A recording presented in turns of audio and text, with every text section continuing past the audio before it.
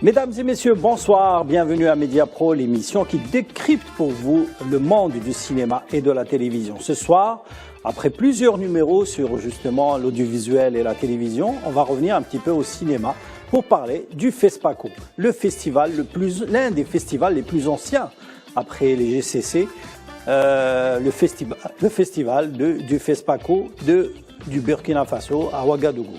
Alors, ce soir, on va parler justement du retour du cinéma africain dans ce festival, l'un des plus emblématiques du continent, mais également de parler de la production cinématographique africaine dans un monde qui est bouleversé par les contre-champs du cinéma mondial. Avant de commencer le débat avec mes experts, Faisal Mattawir, Reda Harirash et Sofiane Baroudi, nous avons le plaisir d'accueillir avec nous ce soir un journaliste du Burkina Faso, Bruno Bayala, journaliste burkinabé de Omega TV. Avant de commencer le débat, on va regarder la remise du prix de l'Étalon d'or, la plus grande distinction du FESPACO, qui était remise hier soir, je crois.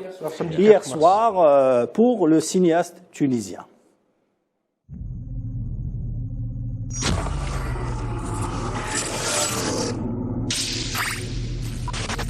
Au nom du jury, nous avons le plaisir d'octroyer l'Étalon d'or à ce travail qui sort de l'ordinaire, qui transcende les murs éventrés et les corps. Nous avons nommé Ashkel du Tunisien Youssef Chebbi. Youssef Chebbi de la Tunisie pour son film Ashkel. Youssef Chebbi from Tunisia is a great winner tonight for his movie named Ashkel.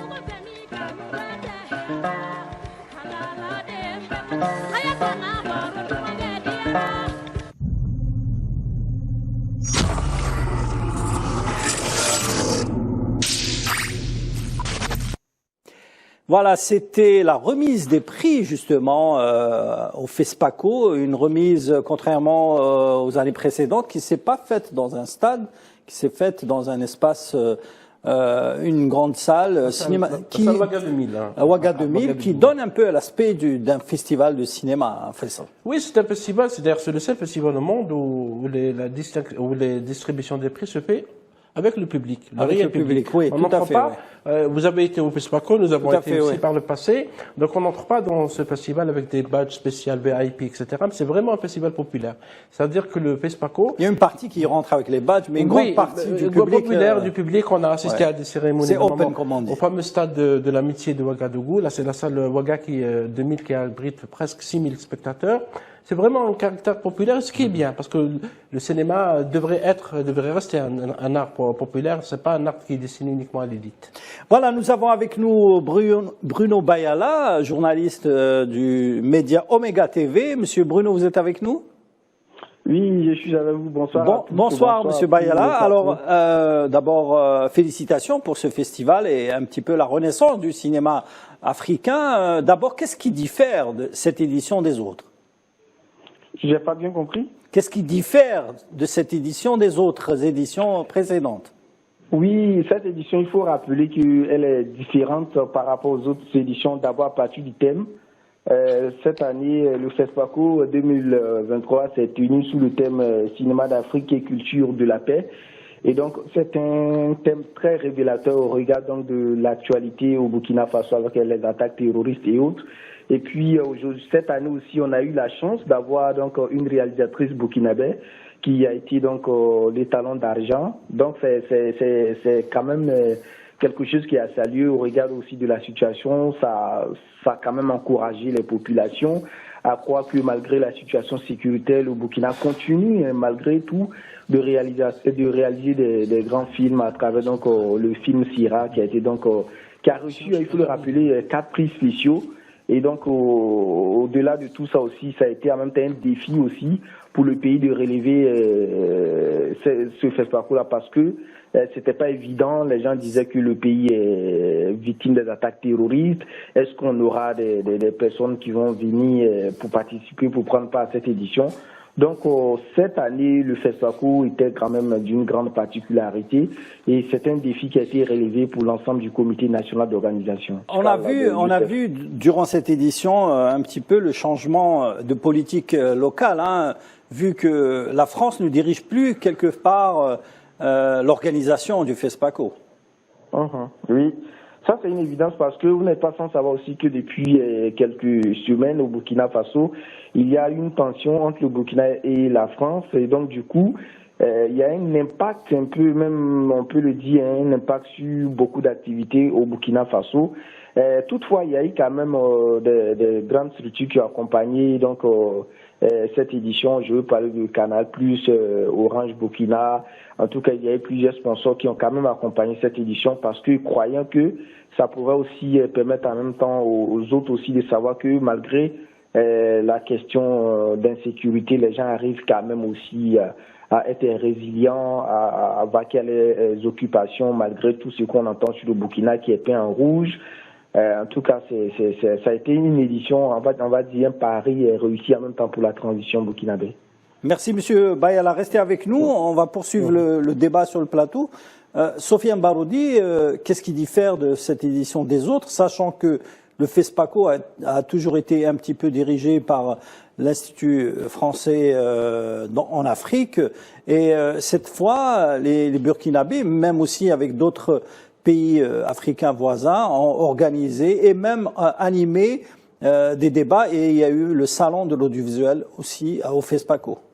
Je pense qu'il y a une différence fondamentale. Il y a un changement politique quelque part. Clairement, au Burkina Faso, mais aussi au Mali. D'ailleurs, le Mali était l'invité d'honneur du FESPACO. Oui. Et la cérémonie d'ouverture a vu le Premier ministre malien, Choguel Maïga, assister à la cérémonie d'ouverture et aussi préciser l'un des objectifs phares de ce FESPACO qui est justement la lutte contre le terrorisme de par la culture, ou alors la centralité ou l'importance, si vous voulez, du vecteur culturel dans la lutte contre le projet fondamentaliste qui est malheureusement en pleine expansion dans cette région-là. D'ailleurs, même ce FESPACO-là a vu la projection de films dans certaines zones du nord du pays qui sont touchées de plein fouet par le terrorisme et qui ont vu justement, si vous voulez, des projections dans ces zones-là. Il y a eu aussi un hommage qui a été rendu à ce qu'on appelle aux patriotes burkinabés, qui sont des supplétifs qui appuient l'armée burkinabé dans la lutte contre le terrorisme, qui contrôle une bonne partie du territoire, notamment au nord du Burkina Faso. Donc l'un des objectifs, c'était d'abord de montrer, si vous voulez, une résilience du peuple burkinabé face au terrorisme, de montrer aussi l'une des facettes de résistance, mais aussi, si vous voulez, l'émergence d'un nouvel axe qui est représenté par Bamako et Ouagadougou, qui, à mon avis, si vous voulez, cet axe a 2 aspects principaux. Le premier aspect, c'est un aspect patriotique. Il y a une revendication de patriotisme et on voit ça notamment de par l'exacerbation des relations avec Paris. Le Burkina Faso et le Mali ont demandé explicitement aux troupes françaises de quitter le pays, mais pas seulement. Par exemple, ils ont demandé aussi la fermeture des médias dans la zone, notamment France 24 et RFI. Oui. Et le deuxième aspect, c'est aussi la lutte contre le terrorisme, mais pas seulement par les moyens militaires et sécuritaires qui nécessitent justement d'être plus développés. D'ailleurs, c'est l'une des revendications des officiers qui sont au pouvoir, notamment au Burkina Faso, mais aussi de lutter contre le projet fondamentaliste de par le développement de la culture qui est, si vous voulez, un segment nécessaire pour pouvoir faire face au projet intégriste. Et donc, moi, je pense que c'est vraiment la spécificité de ce festival-là qui est résolument engagé dans cette voie. Reda Harirash, il y a eu un slogan qui a été crié un petit peu durant l'ouverture, je crois, et même la clôture, c'est la fin du France-Afrique. Est-ce qu'aujourd'hui, le cinéma et surtout le festival du FESPACO est toujours touché par le France-Afrique? Et il faut tout ramener déjà à la conjoncture, en ce sens politique. Oui, ce festival, il est vraiment, il se déroule sous un agenda qui est très politique, et c'est le premier responsable burkinabé, en l'occurrence le capitaine Ibrahim Traoré, qui est intervenu personnellement pour demander à ce que des séances soient organisées au sein donc de la mairie de Ouagadougou. Donc, Ibrahim Traoré fait partie donc des militaires qui se sont emparés du pouvoir en septembre 2022. Et très rapidement, le FESPACO est devenu un symbole donc de cette résistance et résilience burkinabé, et qui est allé jusqu'à carrément bousculer l'agenda, puisque je vous rappelle qu'en principe, c'était le Togo qui était l'invité d'honneur. Et donc, le secrétaire général du ministère de la Culture s'est senti obligé quand même de préciser que la conjoncture fait que le pays voisin, le Mali, a été invité cette fois-ci afin de faire front, aussi bien face à l'ennemi interne, en l'occurrence le terrorisme, qui touche aussi bien le Mali que le Burkina Faso, que des adversaires qui sont notamment les superpuissances, on pense notamment directement à la France, et qui fait que véritablement ce FESPACO-là, il est sous la tutelle des politiques. Faisal Metaoui, le FESPACO a été toujours associé aux grands bailleurs de fonds, aux producteurs du cinéma africain comme Canal+, Orange, également TV5 et France 24, enfin, en matière de médias. Aujourd'hui, que reste-t-il de ces bailleurs de fonds ou des producteurs français pour le cinéma africain? Oui, le TV5 Monde est toujours présent. Il y a le prix TV5 Monde qui a été décroché par le film marocain Le Kaftan Bleu. Le bleu du Kaftan de Mariam Touzani. Il y a aussi le CNC français. Le CNC français, oui. La première fois, la différence par rapport aux précédentes éditions, c'est que l'Institut français n'est plus dans l'affiche. Parce que avant, il était très présent. Il était présent et même les projections se faisaient au sein de l'Institut français à Ouagadougou. Cette fois-ci, il n'est pas présent. Peut-être c'est un choix politique et Sofiane et Reda l'ont expliqué, parce que maintenant il y a un nouvel axe, comme l'a expliqué Sofiane, Bamako, Ouagadougou. On peut ajouter Bangui aussi pour Centrafrique, parce que c'est des pays qui veulent maintenant se détacher de l'emprise française. Et vous avez vu que le président Macron était en visite en Afrique. Il a visité le Gabon, qui est un des symboles de la France-Afrique. Il a déclaré le France-Afrique est révolu. Est révolu. Il a dit qu'il faut repenser la relation avec l'Afrique. C'est un choix donc diplomatique, mais disons que même la culture suit. Et effectivement, ce festival, j'ai suivi un peu les 2h30 de la cérémonie de clôture hier sur la chaîne RTB, qui est la chaîne de télévision burkinabé. Il y avait des symboles, des déclarations très claires sur même dans les expressions chorégraphiques, dans les danses. On avait rendu hommage aux forces armées du Mali, du Burkina Faso. C'était presque hostile. Hein. Il y a pas de c'était un peu du soft power, mais les expressions étaient très claires. Ça veut dire que l'Afrique, maintenant, il y a une partie de l'Afrique qui voudrait sortir d'un âge qui est maintenant révolu, y compris reconnu même par les diplomates français et européens, c'est l'âge colonial de la France-Afrique, etc. Et donc il y avait un hommage aux forces armées, il y avait aussi appel pour qu'il y ait de la paix en Afrique, et les Africains, c'est aux Africains de faire la paix, qu'elle ne leur soit pas imposée. Et vous savez qu'il y a un grand débat actuellement dans la région des Grands Lacs, où avec la crise entre la RDC, la République démocratique du Congo et le Rwanda, il y a un risque de guerre, etc. Les Européens cherchent à trouver un compromis, y compris avec des corridors humanitaires, mais la crise est toujours là, et comme si l'Afrique était réduite toujours donc à ces conflits. Mais c'était une belle fête du cinéma quand même. C'est une belle fête. Je suis pas vraiment d'accord avec notre ami d'Omega TV en dire que la Tunisie ne méritait pas le prix, parce que le film de Youssef Chabit est effectivement un beau film. Le cinéma tunisien, ça a fait a fait un petit peu ses preuves. Hein. Oui, il y a deux films qui ont obtenu le prix. Il y a le film de Seheri Souli-Figuier qui rend hommage aux femmes saisonnières qui travaillent dans le nord de la Tunisie. C'est un film qui a été très suivi par les critiques. Elle a eu deux prix pour l'interprétation masculine et féminine. Et aussi le film de Youssef Chebbi qui revient sur la Tunisie 10 ans après la Révolution. Ashkel Forme est un film qui est tourné, c'est un peu de la fantaisie parce que le cinéma tunisien est en train de tenter beaucoup des formes d'expression fantastique, etc., pour parler un peu de politique, mais indirectement. Il y a aussi un beau film burkinabé d'Apolline Traoré qui a obtenu l'étalon d'argent, qui s'appelle Sira, ça nous rappelle le film d'Abdrahman Sissoko, le film sur le Tombouctou. Ça part du terrorisme. Parce que le Burkina Faso souffre du terrorisme. Et justement, certains médias européens ont insisté sur cette question, en parlant d'un festival qui se tient en plein terrorisme. C'est comme si la même chose, on disait ça, la même chose dans les années 90 par rapport à l'Algérie. Mais le FESPACO se tient chaque année. Et cette fois-ci, il y a une reprise en main des autorités burkinabées. Et d'ailleurs, j'ai remarqué dans l'affiche qu'il y a une forte présence des médias burkinabés, dans les partenaires médias. Donc, au détriment des médias de médias burkinabés, aussi bien les journaux électroniques que les médias digitaux, un développement très très important. Et qui ont accompagné, justement, qui est accompagné. Et il y a aussi un mouvement cinématographique. Parce que le Burkina Faso a obtenu beaucoup de prix, y compris des prix spéciaux. 5 ou 6, ça veut dire qu'il y a peut-être un renouveau cinématographique qui nous rappelle déjà les premières années du FESPACO en 1969 avec l'esprit panafricain. D'ailleurs, le festival s'appelle toujours le festival panafricain. Bruno Bayala, vous êtes toujours avec nous? Je suis là. Oui, alors, Monsieur Bayala, nous avons remarqué, justement, comme disait notre ami Faisal, vraiment une révolution du cinéma burkinabé face au cinéma africain très connu, au cinéma sénégalais, au cinéma nigérian et du Côte d'Ivoire. Aujourd'hui, le cinéma burkinabé s'affirme sur le paysage cinématographique africain. Oui, exactement.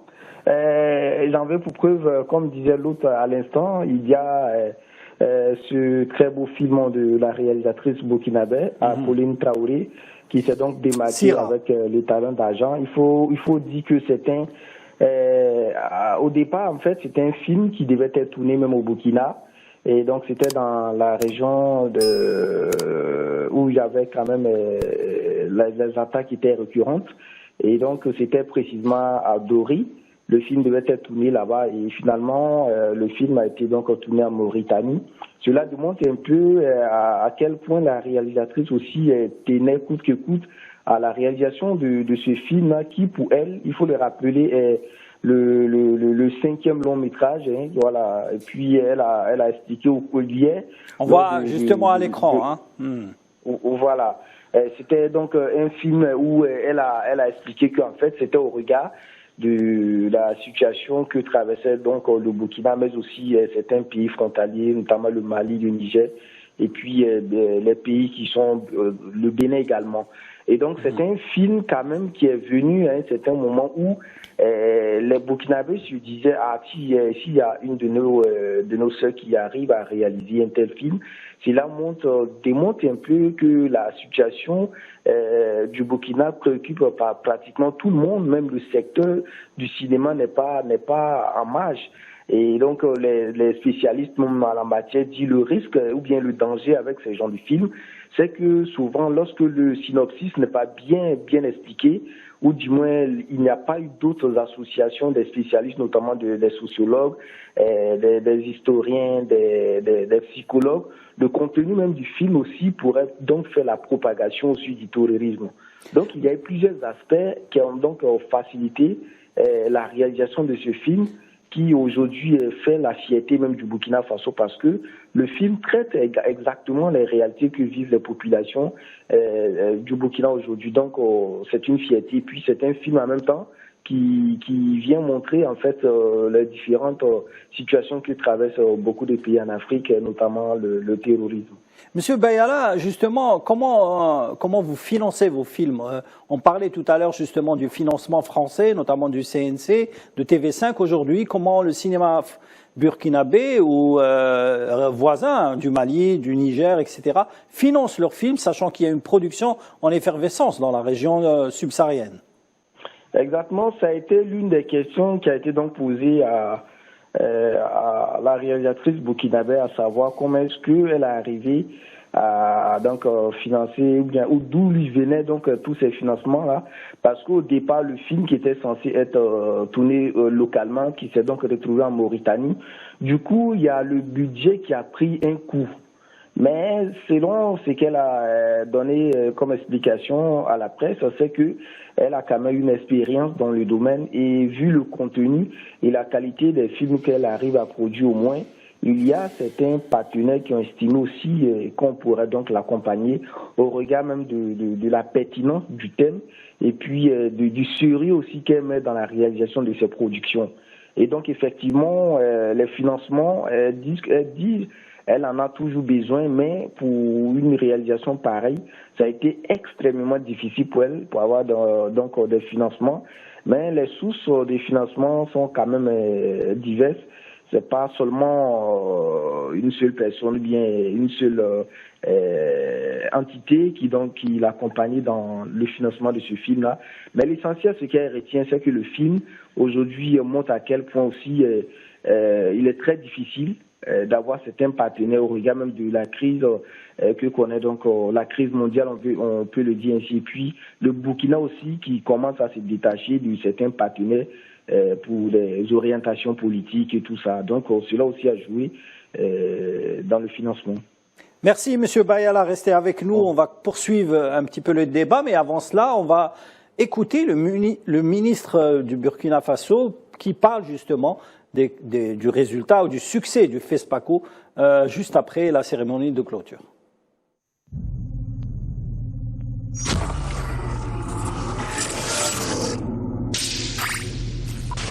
Je pense que c'est une très belle leçon de solidarité également qui a été donnée à travers cette édition et je pense que le meilleur a gagné. HCAL, bien sûr, du Tunisien, je pense que c'est un jury international, un jury hautement professionnel qui a été mis en place et je pense que si le jury l'a désigné, c'est qu'il est bien sûr le plus méritant. On peut donc le féliciter et dire que tous les films sélectionnés, nous on considère que ce sont des films, tous ces films-là ont gagné. Parce que faire partie déjà de la sélection, c'est déjà une victoire pour bien sûr les réalisateurs et l'ensemble de toutes les équipes qui les accompagnent. Et le nerf de la guerre, comme on dit, c'est bien sûr le talon d'Achille de la plupart des projets que nous avons, pas seulement au Burkina, de façon générale dans la sous-région. Et nous sommes dans la dynamique au Burkina Faso également de pouvoir donc créer les conditions pour pouvoir accompagner tous les acteurs du cinéma parce que nous savons que produire un film qui peut prétendre à des talons d'or, c'est beaucoup d'énergie, c'est beaucoup d'inspiration, mais c'est aussi beaucoup d'argent. Nous sommes en pleine réflexion sur ce sujet pour donc mettre en place le Centre national de la cinématographie et de l'audiovisuel du Burkina Faso qui va donc porter cette ambition-là. Mais nous restons convaincus également qu'en rang dispersé, nous ne pourrons pas être aussi forts que d'autres grands pays du cinéma en Europe ou au Maghreb.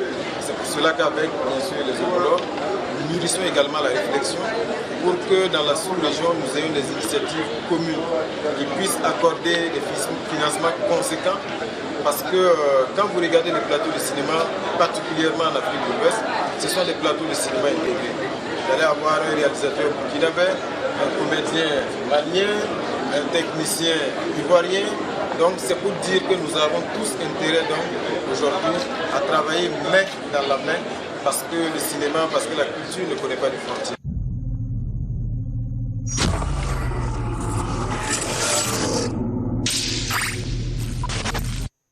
Voilà, c'était le ministre de la Culture, de la Communication et du Tourisme du Burkina Faso qui parlait justement de la stratégie culturelle et cinématographique du Burkina Faso FESA. Oui, absolument. Et on a assisté d'ailleurs au FESPACO par le passé à beaucoup de débats justement sur cette question de coproduction.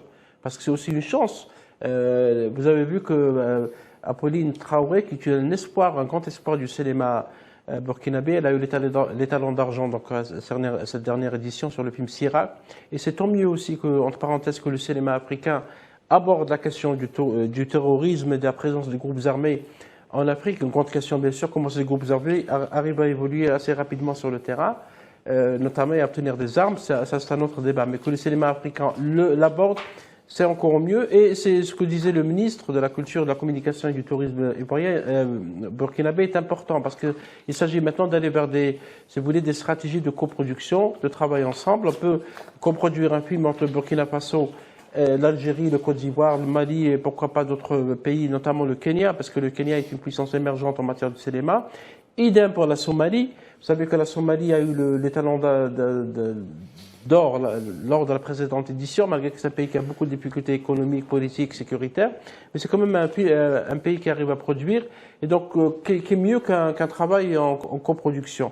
Ce débat a toujours existé, il y a eu beaucoup de promesses, beaucoup d'échanges entre les experts, mais il faut aller vers des volontés politiques, parce que c'est aussi une grande occasion, une grande opportunité pour l'Algérie qui veut et qui entend renforcer sa coopération en Afrique, sa présence en Afrique. Le cinéma est un grand pont qui peut mener vers des perspectives assez importantes en matière de formation, en matière de coproduction, de financement et pourquoi pas de tournage. Le film d'Apolline a été tourné en Mauritanie, il aurait pu bien être tourné en Algérie parce qu'il y a du sable, il y a du désert. Donc c'était un débat à ouvrir. Alors justement, Faisal, je vais rester un peu avec toi. La présence du cinéma algérien était un peu timide, mais quand même, elle a décroché 2 prix. Prix Omarou Gonda de la meilleure première œuvre pour le film Soula de Salah Issa et prix étalon de bronze pour le film documentaire Les Gardiens des Mondes de Leila Cheibi. Oui, le cinéma algérien. C'est des films indépendants, hein, il faut le préciser. Indépendants. Moi, je me pose la question pourquoi celui-là ne s'est pas trouvé dans la compétition. Parce que le film de Youssef Cheibi, Ashkel, c'est aussi une première. Il y avait un film qui était le film La Reine d'Alger qui était en compétition. La Reine d'Alger, mais oui, la dernière de Damien Nouri Adel Ahmed Demirred, il est apparu effectivement dans la compétition, mais il n'a pas été du tout évoqué y compris la presse burkinabé. Je ne sais pas est-ce qu'il a été projeté ou pas. Mais disons que l'Algérie, avec le FESPACO, a eu 4 prix. Depuis 1985, depuis le seulement premier, 4 prix. 4 prix. Le Maroc en a eu 6 et la Tunisie 2. Et les talents d'or. Il faut préciser que le FESPACO est né à Alger, lors du festival panafricain en 89. Ouais, le premier film qui a eu les talents d'or, pour rappeler ça à nos amis téléspectateurs, c'était Histoire d'une rencontre de Brahim Sak. C'était en 1985. Le dernier, c'était les talents d'argent Fadman Soumer de Belkacem Hajjaj. Et la Tunisie, c'est son premier étalon d'or, parce qu'elle a eu déjà 2 étalons de bronze pour Fatwa de Mahmoud Ben Mahmoud et Une histoire d'amour et de désir de Leila Bouzid. Comment expliquer justement l'effacement un petit peu du cinéma algérien à ce festival africain, dans lequel la présence algérienne est presque insignifiante parfois, parfois juste quelques courts-métrages, un documentaire, mais pas de long-métrage, et surtout pas de présence d'entreprises du cinéma algérien. Par le passé, l'Algérie était présente. Avec l'ONSIC, avec le CAIC, et avec même l'ARC, avec d'autres institutions. Timidement quand même. Je pense qu'il y a aussi un grand marché de télévision et oui, il y a le salon de l'audiovisuel du cinéma, de Mika, qui s'organise et qui grandit à chaque fois. Moi, j'ai vu même des producteurs venir du Venezuela, du Brésil, de Chine, de Japon, d'Inde. Et c'est dans ce genre de festival, que ce soit au GCC ou au FESPACO, qu'on établit des coproductions africaines. Absolument, et c'est pour ça qu'il faut être présent. Et je pense que la balle est dans le camp de nos amis du ministère de la Culture et aussi du ministère des Affaires étrangères pour que l'Algérie soit présente à chaque fois dans ces grands festivals. Le FESPACO de Ouagadougou, c'est le plus grand festival africain. Tout à fait. Avec le GCC et avec le Festival du Caire, mais le Festival du Caire est un festival plus international, il est de catégorie A. Et donc, la présence doit être importante, soit de la production, pourquoi pas offrir des projets, parce qu'il y a aussi des offres de financement. Actuellement, au Burkina Faso, j'ai vu qu'il y a des jeunes cinéastes marocains et tunisiens, y compris égyptiens, partent pour avoir des financements, pas les Algériens. Donc, c'est effectivement une grande question qu'il y a à poser aux institutions en charge de promouvoir la culture algérienne à l'étranger. Oui, Sofiane. Moi, je pense qu'il y a un élément aussi très important pour revenir sur la déclaration du ministre de la Culture burkinabé qui propose directement une forme de financement panafricain. C'est-à-dire que déjà le cœur du festival de Ouagadougou, c'est un aspect militant très engagé, panafricaniste, oui. Exactement. Après, le Burkina Faso porte aussi un héritage important, c'est-à-dire à la fois l'héritage du capitaine Sankara, mais aussi, à mon avis, le Burkina Faso qui a été célébré durant ce festival. Clairement. On a rappelé Sankara, oui, pour la première depuis plusieurs années. Et un autre aspect très important, à mon avis, qui est selon moi, l'affaiblissement du dispositif france-africain dans cette partie-là a été aussi le fait de la jeunesse burkinabé qui a réussi à faire chuter Blaise Compaoré, qui est justement soupçonné d'être l'assassin de Thomas Sankara. Et par justement les mécanismes qui sont proposés pour un financement panafricain du cinéma, c'est aussi un peu sortir, si vous voulez, du monopole impérialiste sur la production culturelle en Afrique, qui est conçue cette fois non seulement comme étant une industrie du spectacle, mais surtout un ferment, voire un rempart nécessaire pour la défense du continent contre différents dangers, notamment contre le projet fondamentaliste et la profusion de groupes terroristes, parce que c'était vraiment au cœur du FESPACO de cette année. Et à mon avis, ça rentre vraiment, si vous voulez, en correspondance avec la proposition algérienne de faire de la promotion du développement économique, mais aussi culturel, le ferment de la lutte antiterroriste, mais aussi le ferment, si vous voulez, d'un essor pour le continent africain. D'ailleurs, je rappelle que pendant le Conseil exécutif de l'Union africaine, l'Algérie a proposé, ou alors a officialisé le fait que l'Agence algérienne de coopération internationale et de solidarité allait injecter $1 milliard dans différentes formes de projets de développement et d'intégration qui comprennent aussi l'aspect culturel qui est vraiment au centre de l'ouvrage, que ce soit pour, si vous voulez, moderniser les infrastructures économiques, mais aussi et surtout pour essayer de créer, si vous voulez, un lien panafricain qui est nécessaire et qui existe historiquement, mais qu'il s'agit de protéger contre les différents dangers en présence. D'ailleurs, je rappelle que l'Union européenne, par exemple, a maintenu cette fois son financement du FESPACO à la dernière minute, parce qu'on s'attendait à ce qu'il y ait éventuellement un retrait, mais même avec ce financement qui a été maintenu, les organisateurs burkinabés cherchent, si vous voulez, à promouvoir des projets d'intégration continentaux, ce qui est très très important à mon avis et ce qui nécessite vraiment une mise en valeur à l'avenir.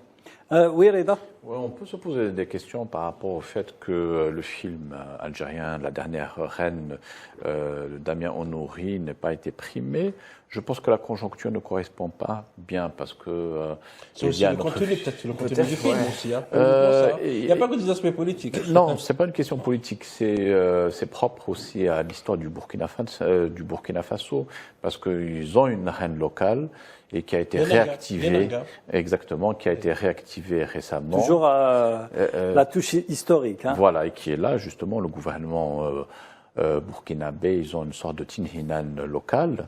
La reine des Amazones, et qui a été réactivée pour en quelque sorte mettre en avant donc l'identité burkinabé. Mais il y a aussi le film de, comment il s'appelle, Mohamed Andou, qui a été adapté en 1986 et qui a repris l'histoire de cette reine-là. Et c'est vrai qu'actuellement, dans le visuel officiel, on en parle aussi. Donc je pense que ça a fait de l'ombre à ce film. Mais je pense que, si vous permettez, Salim, c'est une occasion aussi pour l'Algérie de lancer un grand festival africain du cinéma. Justement. C'est une ancienne proposition, nous l'avons écrit dans la presse, nous l'avons abordé. Qu'il soit le complément peut-être de GCC et de FESPACO, pourquoi pas. Et pourquoi pas, comme l'a expliqué Sofiane, cette agence, effectivement, est une excellente idée d'aller vers l'Afrique, parce que l'Afrique doit être prise en charge par les Africains, que ce soit sur le plan diplomatique, militaire, sécuritaire, culturel. Et il ne faut pas toujours attendre qu'on vienne nous imposer, nous proposer, nous rouler dans la farine parfois, parce qu'il y a beaucoup de promesses qui sont faites, y compris par l'Union européenne en matière d'aide à l'Afrique, qui ne sont jamais appliquées. Donc c'est une occasion peut-être de poser les débats. Pourquoi pas un grand festival africain, avec des réalisateurs africains, des producteurs africains. Il y a aussi un immense marché pour les séries. Vous avez vu qu'il y a beaucoup de séries, il y a eu 8 pays présents, et même des prix pour les séries. 30 prix, enfin. Et des feuilletons. Pourquoi pas d'aller donc repenser cette idée de coopération avec l'Afrique à partir du cinéma, maintenant que le cinéma est devenu une priorité. Je profite de votre sortie de piste, comme on dit, pour vous interroger sur le changement de direction au niveau du Festival international du film d'Alger, qui est quelque part un festival africain. Je vous raconte l'anecdote parce qu'il a été lancé en 2009 à l'occasion du deuxième festival panafricain d'Alger. Donc, Zahra Yahi, l'ex-commissaire du festival, avait ouvert le FICA à l'époque, ou le festival du film engagé, en rendant hommage à l'Afrique et aux pays africains engagés. Aujourd'hui, la direction a été changée. Je pense que c'est Mehdi Ben Issa qui est devenu le commissaire du FICA. Votre avis là-dessus, et est-ce que vous pensez que le Festival international d'Alger peut faire figure d'un festival pour l'Afrique, sachant que aujourd'hui, l'engagement politique est resté ancré dans le combat de l'Afrique pour son indépendance. Oui, à moins qu'on ait comme idée d'organiser le festival Païté, ça serait une bonne idée aussi que c'était le festival du film engagé, mais l'engagement, disons, c'est une ancienne expression. Oui, mais dans les statuts du festival, c'est le festival international du film d'Alger. Le film engagé qui pose des questions réelles, des questions de l'exploitation des richesses de l'Afrique, du climat, de la question de l'économie, beaucoup de films africains qui ont été consacrés dans. Justement, mais malheureusement, c'est pas pour critiquer Madame Zahera Yahya qu'on salue, Monsieur Ahmed Bjaoui aussi. Le cinéma africain était peu présent dans ce festival. Les dernières années, mais les premières années, oui. Premières années, oui. Alors qu'on voit qu'il y a des très bons films produits en Afrique, au Kenya, au Mozambique. Ça, c'est une question de programmation. Hein. Et c'est pour ça que c'est une question de programmation. Soit, donc, on va vers ce festival, on souhaite beaucoup de courage à notre ami Mehdi Ben Issa, qui est un producteur djiboutien, qui connaît le secteur. Ouais. Va un grand festival à Alger, parce qu'Alger a besoin aussi d'un grand festival de cinéma. Et on peut aller vers un deuxième festival qui va s'occuper du cinéma africain. Comme il y a le festival du film arabe à Oran, j'espère qu'il va reprendre. Le festival du cinéma Méditerranée à Annaba, j'espère qu'il va reprendre, parce que c'est le moment où vous avez vu que les festivals sont devenus aussi de grandes plateformes politiques, pour des messages politiques et diplomatiques. Mais il y a le festival africain de Khribga au Maroc, qui n'a pas atteint justement son succès comme les autres festivals africains. Il y a aussi en Égypte, à Aswan. En Égypte, oui, de Aswan. Mais disons, le FESPACO est resté le leader un petit peu. Le leader des festivals en Afrique, mais il y a également, je voulais citer le festival Vue d'Afrique de Montréal, qui donne une part belle au cinéma africain. Oui, mais effectivement, le GCC, les journées cinématographiques de Carthage, avaient aussi pour vocation de lier les cinémas arabes. Tahar Sheria, qui est le fondateur, avait aussi pour idée de lier le cinéma africain et le cinéma arabe. Oui. Maintenant qu'on cherche aussi, entre guillemets, à monter une partie de l'Afrique contre l'autre, bien sûr ça ne va pas marcher parce que les Africains, qu'ils soient blancs ou noirs, sont des Africains, et le cinéma rassemble. Et c'est pour ça, moi, j'ai beaucoup apprécié le message du festival du FESPACO, ça parle de la paix. Oui, la paix, c'est les Africains qui vont la faire. Il ne faut pas qu'on attende qu'on vienne de l'extérieur. C'est pour ça que s'il y avait un complément entre le GCC, un grand festival à Alger, du cinéma africain, le festival FESPACO, ce serait un bon pont aussi pour rassembler et pour aller vers une vision, pour aborder l'Afrique avec nos images. Parce qu'on parlait avec Sofiane avant l'émission que les festivals européens, nord-américains, etc., excluent presque le cinéma africain. Il faut le dire. Soit le film doit répondre à certains critères, parler du terrorisme, montrer les Africains comme des sauvages, entre guillemets, les Africains qui, selon un ancien président français, ne seraient pas entrés dans l'histoire. Et donc, c'est les Africains maintenant d'imposer leurs films en parlant à l'étranger avec nos propres images, nos propres productions. C'est pour ça que j'ai salué le film d'Apolline Traoré, parce que c'est bien que les Africains abordent des thématiques qui les concernent, qu'ils n'attendent pas des producteurs qui viennent d'ailleurs pour montrer comment montrer les groupes armés, comment montrer les manipulations, parce qu'il y a beaucoup de manipulations aussi. Monsieur Bayala, vous êtes avec nous? Là. Oui, Monsieur Bayala, un dernier mot justement pour parler de l'avenir du FESPACO. Alors, en tant que journaliste, en tant que critique de cinéma, aujourd'hui, comment vous voyez le FESPACO dans les années à venir? On avait parlé justement du festival Vue d'Afrique, des GCC, mais le FESPACO reste un petit peu le leader du cinéma africain. Exactement, le FESPACO reste un leader du cinéma africain et je pense que c'est en la faveur même de l'Afrique parce qu'aujourd'hui, c'est un festival qui réunit tous les grands pays d'Afrique et qui partagent le même contenu dans le cinéma. Et tout à l'heure, quand j'étais en train de réécouter Monsieur le ministre de la Culture, à savoir Jean-Emmanuel Dago, il est largement revenu sur cette coproduction-là parce que aujourd'hui, le Burkina peut tourner un film et on va trouver des acteurs ivoiriens, des acteurs maliens, des acteurs ghanéens. Donc, même Togolais aujourd'hui. Donc, ça montre à quel point l'Afrique est aussi en train d'améliorer un peu le contenu de son cinéma. Et comme aujourd'hui, c'est un cinéma qui a des critères qui sont aussi très importants sur le plan national et international. Merci. Ce qui amène aussi les réalisateurs aussi à s'adapter aux réalités du moment. Et je pense que le FESPACO, en tout cas, a de l'avenir.